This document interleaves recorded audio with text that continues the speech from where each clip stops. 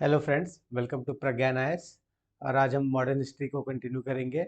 Last class में मैंने आपको बताया था कि कैसे जो आपका ब्रिटिश एक्सपेंशन था वो जब बैटल ऑफ बक्सर हुआ, उसके बाद इलाहाबाद पैक्ट हुआ, तो वो कैसे कंसोलिडेट हुआ ब्रिटिश की टेरिटरी यहाँ पे, और कैसे उनको यहाँ पे एक एडमिनिस्ट्रेटिव राइट, दीवानी राइट्स मिल गई। तो उनका जो इकोनॉमिक पावर है और जो टेरिटोरियल पावर है एक्सटेंड हो गया। तो जब ये चल रहा था तो ब्रिटिशर्स को फिर एक नाउ जो ईआईसी थी वो एक पहले क्या ट्रेडिंग कंपनी थी। ट्रेडिंग कंपनी से क्या एक एक रूलिंग पार्टी बनते गई इंडिया में। तो उसके लिए इनको यहाँ पे धीरे धीरे रेगुलेशंस और एक्ट्स लाने पड़े। तो आज हम उनको डिस्कस करेंगे आज के लेक्चर में। तो देखते हैं क्या क्या है हमारे लेक्चर में आज के। तो ब्रिटिशर्स को आपको पता है जैसे कि कॉलोनाइजेशन स्टार्ट हो गया, तो ये 200 ईयर्स तक रहे थे British. 200 years in the sense, आपको जैसे बताया, ये 1757 को जो बैटल ऑफ प्लासी हुआ, और उससे लेके अराउंड कितना हुआ 1947 में ब्रिटिशर्स गए थे। तो इसको अराउंड ये 200 ईयर्स का वो हो गया, पीरियड हो गया। फिर उसमें यह during this period various acts and policies were implemented to regulate British rules. जो एक्ट्स और पॉलिसीज जो आज हम देखेंगे, क्यों? क्योंकि अब जो वो ट्रेडिंग कंपनी थी वो यहाँ पे रूल करने लग गई थी, गवर्न करने लग गई थी चीज़ों को। तो एक रेगुलेशंस जो ब्रिटिश पार्लियामेंट थी वो रेगुलेशंस लाने लग गई धीरे धीरे इनके लिए, इनके इनके गवर्नेंस के लिए। उनकी ट्रेडिंग कंपनी के क्या क्या वहाँ पे उनकी पावर होगी, क्या क्या उनके लिमिटेशंस होंगे, उस वही जो एक्ट्स रूल्स आए हैं उनको डिस्कस करने वाले हैं। तो ये स्टार्ट कब से हुए हैं? रेगुले रेगुलेटिंग एक्ट कब है? 1773। और ये चार्टर एक्ट 1853 तक आज हम कवर करेंगे। उसके आगे भी और एक्ट्स आएंगे, तो उनको हम देखेंगे।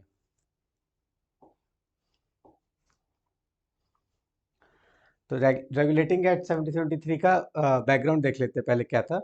पहले तो जो ब्रिटिशर्स थे ना, जो ईआईसी आई थी जब ट्रेडिंग कंपनी की तरह काम कर रही थी, तो उसमें बहुत सारे ऐसे ब्रिटिशर्स थे जो बहुत सारा ट्रेड बेनिफिट लेके जब वापस जाते थे वहाँ पे इंग्लैंड में, तो उनको बोलते थे नवाब।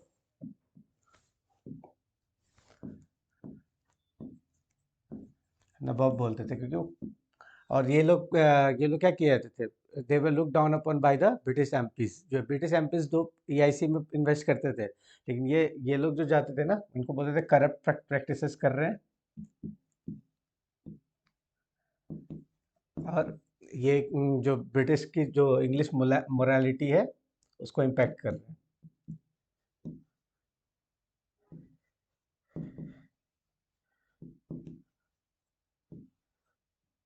तो ये जो एक तो उनका जो प्रैक्टिस था उसके खिलाफ थे वो जो एमपीज थे, उस पर रेज कंसर्न अबाउट इट। दूसरी बात क्या है कि जो कंपनी थी वो एक तरीके से मोनोपोली थी उसकी ट्रेड में। कहाँ पे? इंडिया में। तो जो अदर इंग्लिश पीपल थे और इंग्लिश ट्रेडर्स थे, उनको भी ट्रेड करना था इंडिया में। तो वो चाहते थे कि एक रेगुलेशन आए ताकि और लोग भी धीरे धीरे जो मोनोपोली है उसको ख़त्म करके ट्रेड स्टार्ट कर सके। फिर दूसरा क्या था? Establish a governor general of Bengal with. ये जो आपको लास्ट क्लास में देखा मैंने कि जब इलाहाबाद पैक्ट हो गया, इलाहाबाद की ट्रीटी हो गई, उसके बाद इतने एरिया का, पूरे बंगाल के एरिया का कंट्रोल कौन कर रहा है? ब्रिटिश कर रहे हैं। और किसके अंडर में हो रहा था? गवर्नर के अंडर में हो रहा था, एक सिंगल। तो गवर्नर जो है वो पूरे बंगाल का कर रहा है। यहाँ पे 1 मिलियन पॉपुलेशन है।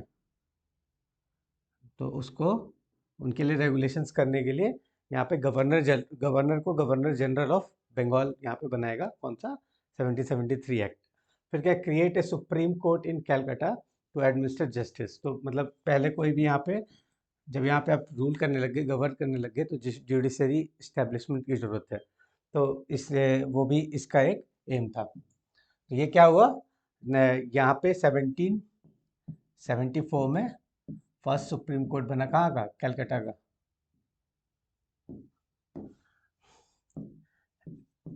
एलाइजा एलाइजा एमपी थे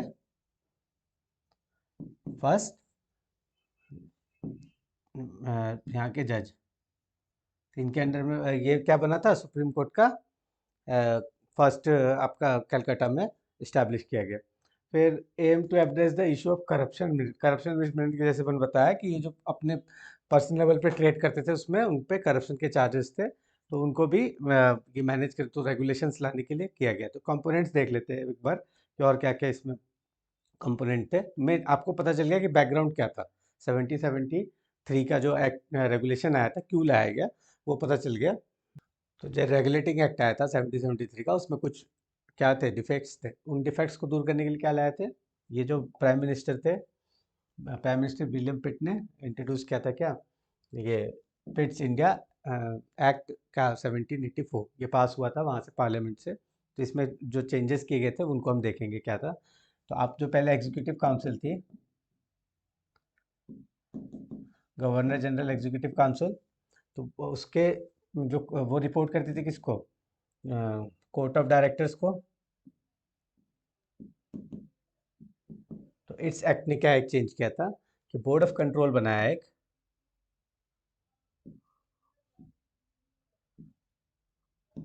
तो बोर्ड ऑफ कंट्रोल अब क्या करेगा, अब जो कोर्ट ऑफ डायरेक्टर्स था वो उसके लिए रहेगा, किसके लिए, कमर्शियल, जितनी भी कमर्शियल एक्टिविटीज़ होगी उसको कवर करेंगे ये, उसको रिपोर्ट करेंगे कहाँ पे, कोर्ट ऑफ डायरेक्टर में। और जो बोर्ड ऑफ कंट्रोल था, ये नया एस्टेब्लिशमेंट हुआ था। तो इसमें कौन होते थे, इसमें होते थे आपके 6 टोटल मेंबर होंगे। और तो 4 जो तो होंगे वो प्रीवी काउंसिल के मेंबर होंगे, 4 प्रीवी काउंसिल होंगे, काउंसिल के मेंबर होंगे। और 2 क्या होते थे, 2 होते थे कैबिनेट के, मतलब गवर्नमेंट के, जो कैबिनेट होती थी ना पार्लियामेंट की, उसके मेंबर होंगे, कैबिनेट मेंबर। तो इसका मतलब ये है कि अब जो कंट्रोल है वो आपको डबल वे में हो रहा है, इसको डबल गवर्नमेंट बोला गया, इसीलिए डबल गवर्नमेंट का इन्वॉल्वमेंट हुआ ना इसमें, डबल गवर्नमेंट। डबल गवर्नमेंट कैसे, ये जो गवर्नमेंट है ये क्या कंट्रोल कर रही है, वहाँ की एडमिनिस्ट्रेटिव जो जितनी एक्टिविटी होगी,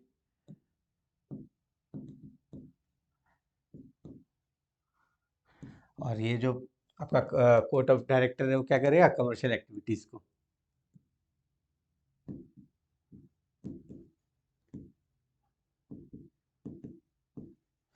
तो ये दोनों एक्टिविटीज़ अलग अलग आप हो रही है कंट्रोल, तो क्या हो गया, डबल गवर्नमेंट हो गया।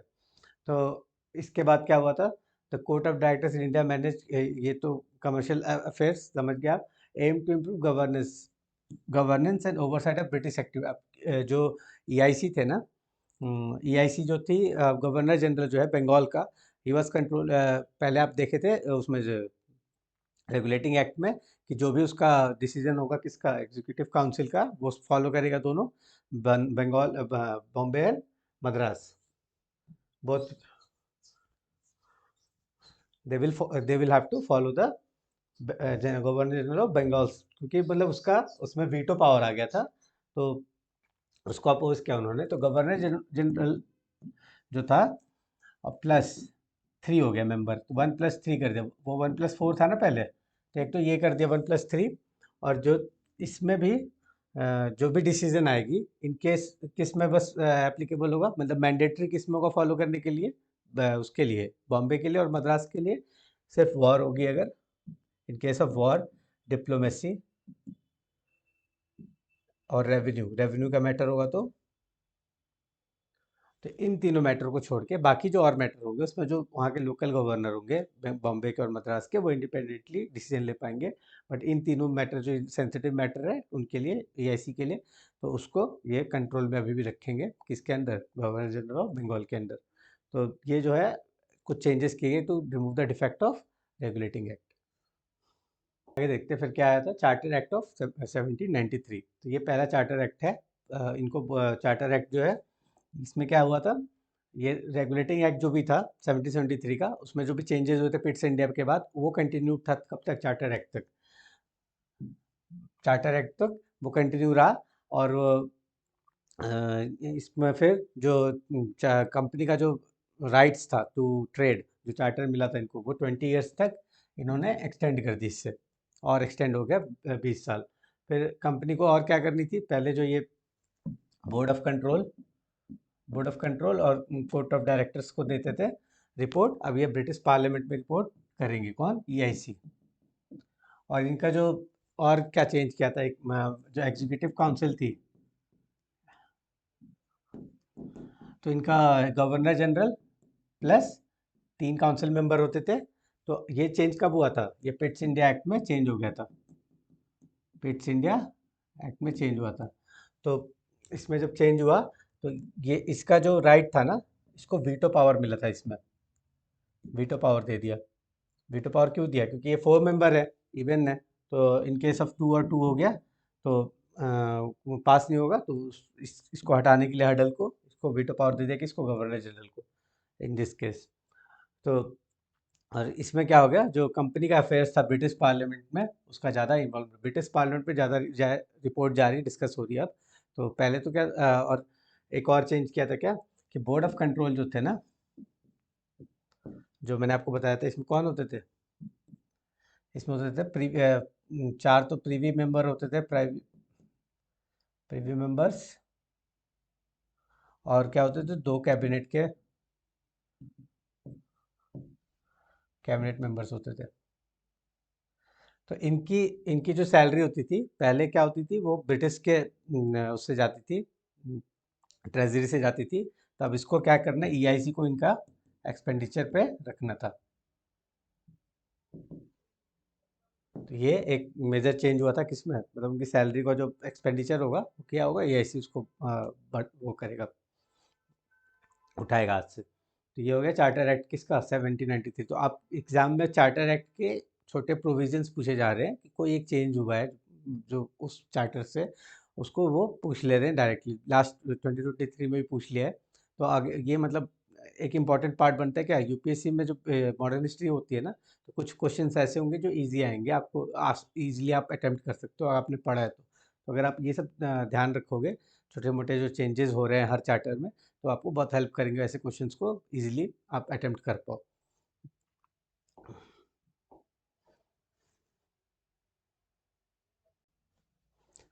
आगे देखते हैं फिर क्या है, चार्टर एक्ट ऑफ 1813। ये बहुत इंपॉर्टेंट चार्टर है, ये पूछा भी जा चुका है यूपीएससी बहुत बार, अलग अलग तरीके से पूछेंगे। तो ये आपको ध्यान रखना है कि प्रोविजंस क्या क्या, मेन प्रोविजन जो चेंजेस क्या है, उस उनको ध्यान रखोगे तो हो जाएगा ये।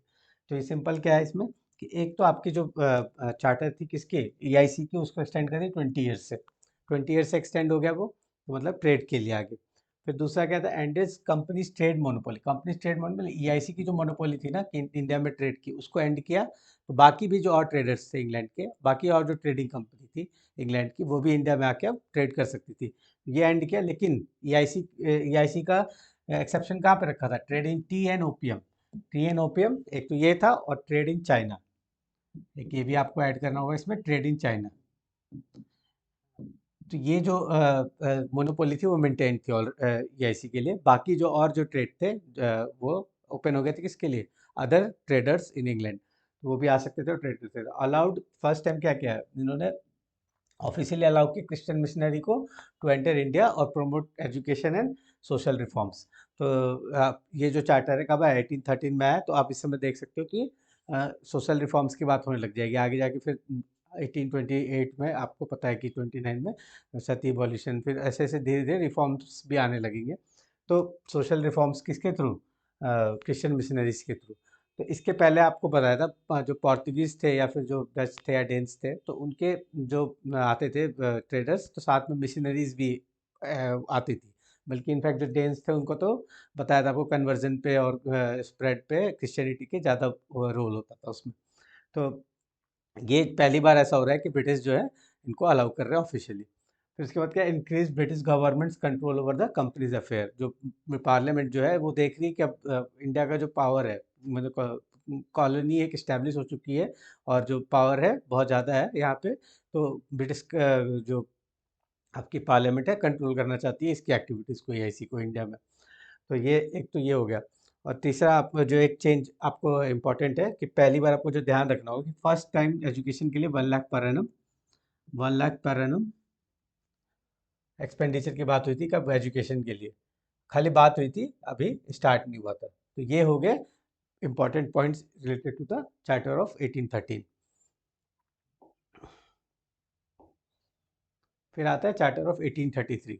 तो जो आपको मोनोपोली एक्सटेंड हुई थी, मोनोपोली का कहाँ पे ख़त्म हुई थी, इंडिया में, तो उसको एक्सटेंड करके किस में कर दिया कि जो भी ट्रेडिंग एक्टिविटीज़ होगी सबकी मोनोपोली को ख़त्म कर दिया इन 1833।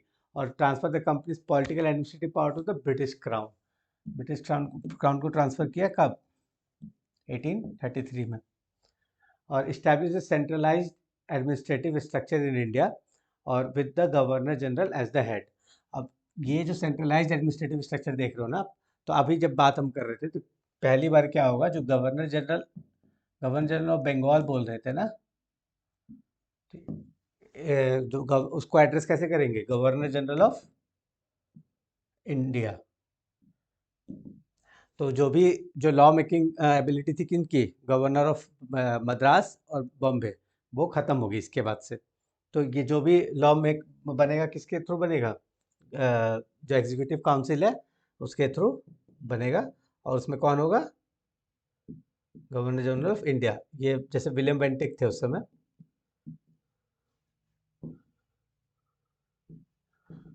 तो ये इनका जो वो था 1828 से थे ये, तो 1835, तो 33 में, ये 1833 में he became the first governor general of India. तो ये कब हुआ, ये चेंज कब हुआ था, 1833 में। तो अब introduce of equality before the law regardless of the race और रिलीजन, ये पहली बार इसमें उसकी बात कर रहे हैं, लॉ की बात कर रहे हैं। तो बाकी ये कब हुआ था, चार्टर एक्ट ऑफ 1833 में ये मेजर चेंजेस हुए।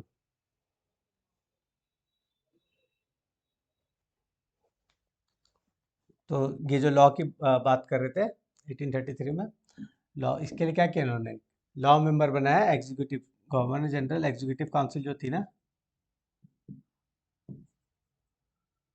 पहले क्या थी ये, एक governor general plus 3 council member plus अब एक लॉ मेंबर बनेगा। लॉ मेंबर को इंट्रोड्यूस किया गया इसमें ताकि लॉ बनाए, जो इंडियंस के लिए जो लॉ बनेंगे उनके लिए। तो ये जो लॉ मेंबर है, टीबी मैकार्ले थे the first, T B Macaulay first law उसके मेंबर बने, किसके, एग्जीक्यूटिव काउंसिल के, इंडिया में। ये जो चेंजेस है ये इंपॉर्टेंट है।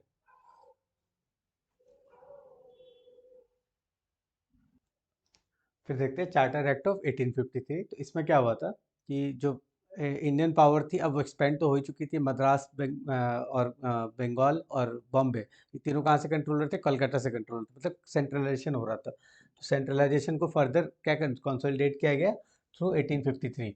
तो ये जो ब्रिटिश क्राउन के अंडर अब हो रहा है ये 1833 में पता चल रहा है कि अब पार्लियामेंट और ब्रिटिश क्राउन जो है कंट्रोल कर रही है क्या, गवर्नमेंट ऑफ इंडिया। इसको गवर्नमेंट ऑफ इंडिया जो था वो अब ईआईसी ही कर रही थी, लेकिन ब्रिटिश क्राउन के रेगुलेशंस में कर रही है। फिर क्या, expanded the governor general council to include legislative functions, legislative मतलब लॉ मेकिंग फंक्शन जो है ना उनको, ये बढ़ गया, किसका, गवर्नर जनरल काउंसिल है। कैसे बढ़ गया कि इसमें पहले आपको बताया था मैंने कि गवर्नर जनरल एग्जीक्यूटिव काउंसिल जो है, इसके पहले एक तो गवर्नर जनरल होता था ऑफ इंडिया, प्लस इसमें 3 जो आपके काउंसिल मेंबर होते थे, प्लस एक लॉ मेंबर होता था। तो इस लॉ मेंबर का जो के जगह पे अब इसको हेल्प करने के लिए एक और ला दिया इन्होंने, 6 एडिशनल मेंबर ऐड किए फॉर मेकिंग लॉज। तो 6 जो मेंबर है वो क्या है, ये हेल्प करेंगे किसको, लॉ को बनाने में। तो ये पूरा काउंसिल बन गया, एक लेजिस्लेटिव बॉडी बन गई। लेजिस्लेटिव बॉडी मतलब लॉ बनाएगी to control the area in India. तो लॉज मेकिंग बॉडी बन गई लेजिस्लेटिव बॉडी।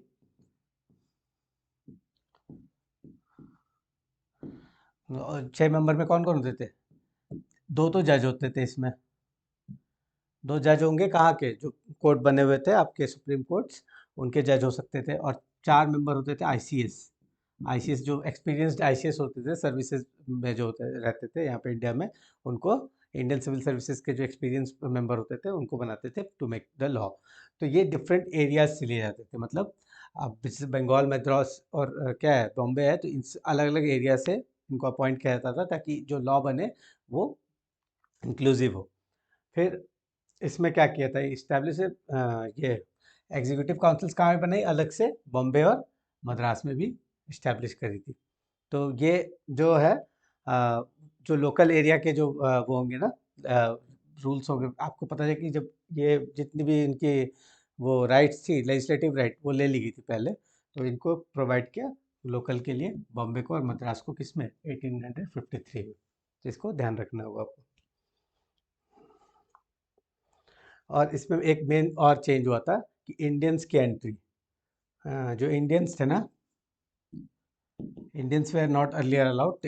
चार्टर एक्ट 1853 ने क्या अलाउ किया, आईसीएस एग्जाम, आईसीएस में इंडियंस की एंट्री को अलाउ किया था। और पहले आईसीएस कौन बने थे, सुरेंद्रनाथ,